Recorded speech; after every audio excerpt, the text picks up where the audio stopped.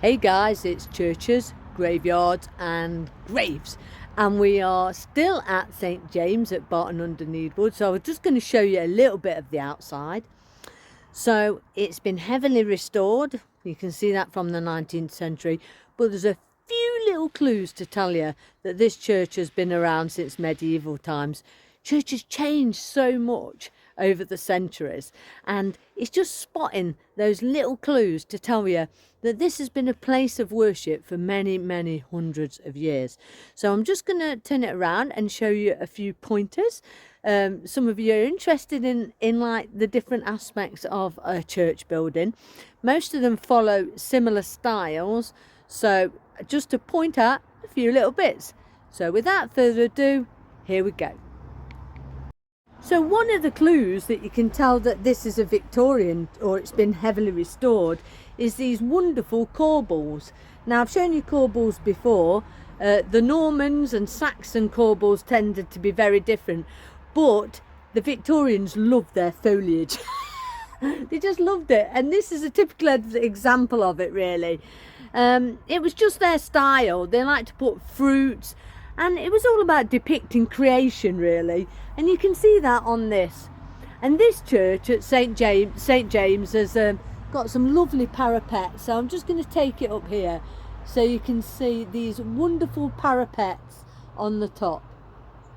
And this one then, if I can get my dog to move, has got a pinnacle here. So a lot of the older churches had pinnacles, so where you see these are beautifully shaped pinnacles, and these squares are the parapets.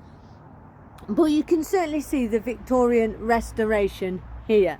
So this isn't Gothic, this is more like early English style originally.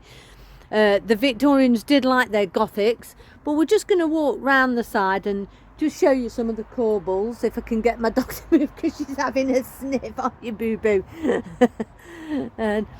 And you can see that this one is all decorated in very simplistic Victorian foliage, leaves and fruits and things like that. But if I turn this around slowly, you can also see that there's some wonderful yew trees and evergreen trees, which generally predate any of the churches. Yew trees are very old and long lasting. So these yew trees would have been around even probably predating any church. The pagans worshipped at the yew trees, and that's often where you find then the churches came after. My dog has now decided that she's had enough and she's going to lay in the sun and have a sunbathe. She's absolutely got zero interest in churches and graves generally, other than to have a little walk. So I'm just going to show you the tower though, so you can have a little look at that while we're going round. So this is wonderful because it's got like some writing on this tower, which is really amazing. You can see this dove and this crown. So this would have been one of the oldest parts.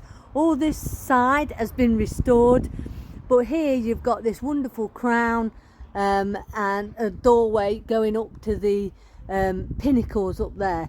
So this would have probably been like the coat of arms and that kind of thing of the person who put loads and loads and loads of money into the church at the time.